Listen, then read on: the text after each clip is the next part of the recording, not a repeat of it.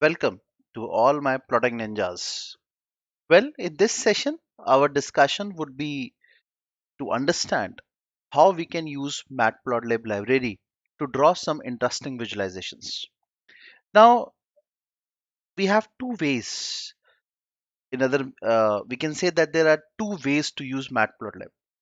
One, we can explicitly create figures and the axis, and then we can call the required methods on them. We call this as the object-oriented style or the object-oriented system, the double O. In the object-oriented system, you have to specify the features of their axis and the figures.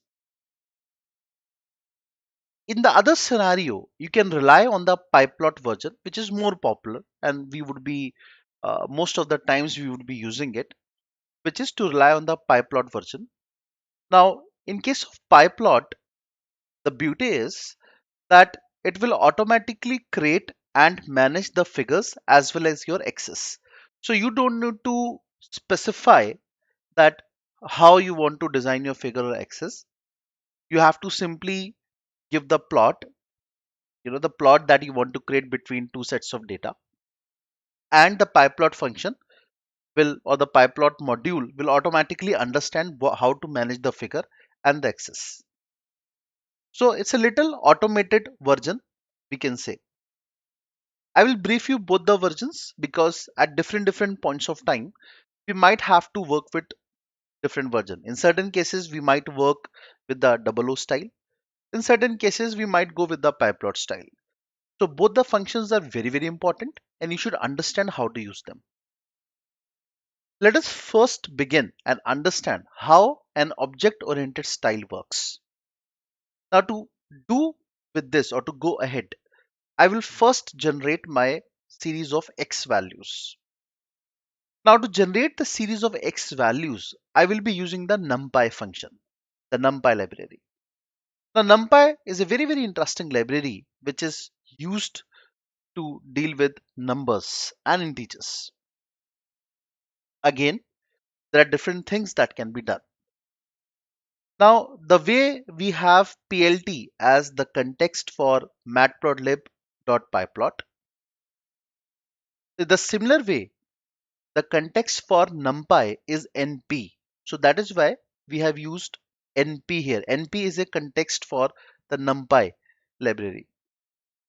So I'm using the function np.linespace to generate a series of x values. There are three arguments that you can see here, 0, 2, and 100.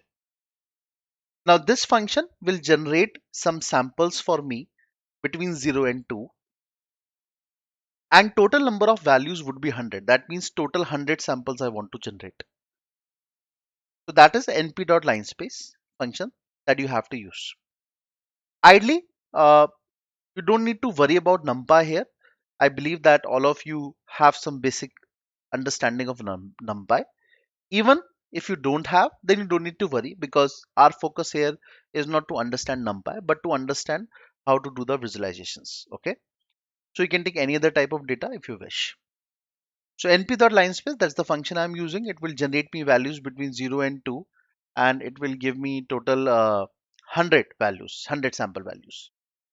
Now, since we are using an object-oriented style system, we have to first create a figure and an axis. It is important that if you are using a double O style system on an object-oriented system, then you have to mention what type of axis you want. You have to create a figure as well as axis. So how you do that? You start with fig comma ax. Fig is for figure, ax is for axis, equal to plt.subplots. I have discussed this in the last session also, what this is all about.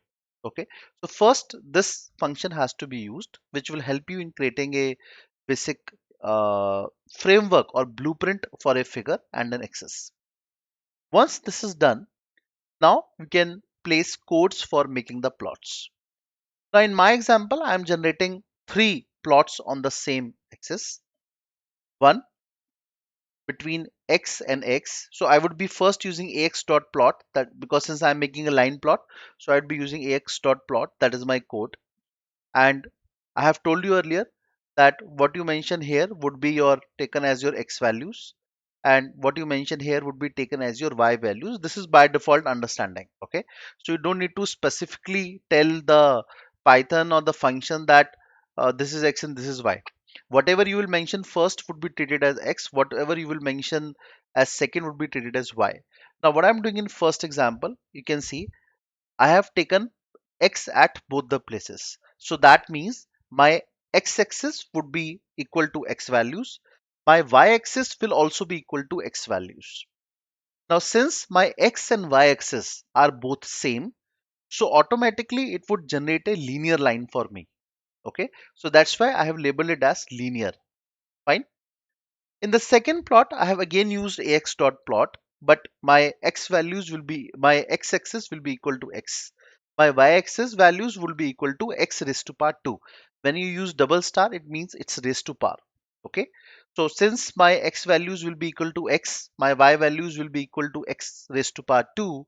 So it would give me a quadratic line. So I have labeled it as quadratic. Okay. You have to mention what label you want. In the third case, you want to plot between x and x raised to power 3. So your x values will be equal to x, your y values will be equal to x raised to power 3, and this would give you a cubic type of plot. Okay, so I want to plot three different plots on the same axis. So I have mentioned it three times. Then you need to put up some label information, what name you want to put up as x label, what name you want to put up as y label, and so on. So you need to use this code, which is ax dot set underscore x label. Okay, so whatever name you want to give, you have to mention it in single or double quotes. Then to set the y label, you have to mention it set underscore y label. So whatever name you want to mention, you have to give it in single quote or double quote. And then you can set the title of the plot as well. Okay, title of the plots are very important because they help your readers in understanding what the plot is all about. Okay, just without looking at the plot. So I want to name it as a simple plot. So this will add a title to my axis or to my plot. And then finally I want to create legends also, so it will give me x.legend. That's the code I want to use. So this is how you typically use an object oriented system or an object oriented style. Now let us understand which is known as the pyplot function. Now pyplot function, one or two steps will reduce. Okay, so here I am also generating my x values using the same code. It will again return me evenly spaced numbers over a specified interval, and total 100 values I want to generate. Then again, now this time I will not use ax dot plot, I will use plt dot plot. The reason is that for the pyplot module, the context is PLT. We import matplotlib.pyplot as PLT. So PLT is the context. If you are using an object-oriented style, then AX is the context. Okay, that's why we have used AX.plot in the previous example. Here, what we are using PLT.plot. So again, the data is absolutely same, except that instead of AX.plot, I have used PLT.plot. And there is another change that I have not mentioned to create a figure axis, right? Because in case of pyplot, the creation of figure and axis would be taken automatically. So I didn't need to mention. So one line of code reduces. Second, the naming of labels is little easier. You have to simply use plt.x label, plt.y label. In the last example, it was a little, I will not say difficult, but a little messy, which is set underscore x label, set underscore y label. So here you don't need to remember, you have to place underscore and all that stuff. In PLT, you can simply say dot x label, dot y label, and in the brackets and in quotes, you can mention whatever label names you want. Finally, plt.title will give you the title to your plot or title to your axis, and then plt.legend. So wherever you have used AX, we have used the PLT function, PLT context basically. Okay, and this is the plot which you can see. Okay, so this is the name of my plot, title of my plot or axis. This is my Y label, this is my X label. Okay, and this is my data. Okay, so this is the linear line. This blue is a linear line which you can see here. Okay, then this green is a cubic. This is representing the relationship between x and x raised to power 3, and this orange one is a quadratic, which is uh, highlighting the relationship between x and x raised to power 2 values. Okay, so let's try this code. Let's take this code. If I what happens if I take this code into my Jupyter interface? Okay, So this is the code which I have. But be careful, you need to import the necessary modules, which I have not done earlier. So I will import numpy as np because I'm using numpy function here. I will import matplotlib dot pyplot as plt. This is the second important import that I need to do. So I guess these two are more than enough for the time being. Okay, rest of the things are placed as we have discussed. And let me give a little space here for you. And let's run and let's see what happens. Let's wait for a second. Now you can see this is the plot I have. The same plot which I have just shown you in the presentation. It's the same type of plot. The linear, the quadratic, and the cubic. So simple. It's very simple. It's very easy. It is just the right context that you need to. Okay. Finally, we can run ahead with this PLT also. Again, it's very easy. Just go there, paste it. All right. Since I have already made the necessary imports of libraries and modules, I don't need to do it again. Okay, so this is the code for PLT if you are using the PyPlot version. And let's see what happens if I run this code. Absolutely similar type of plot.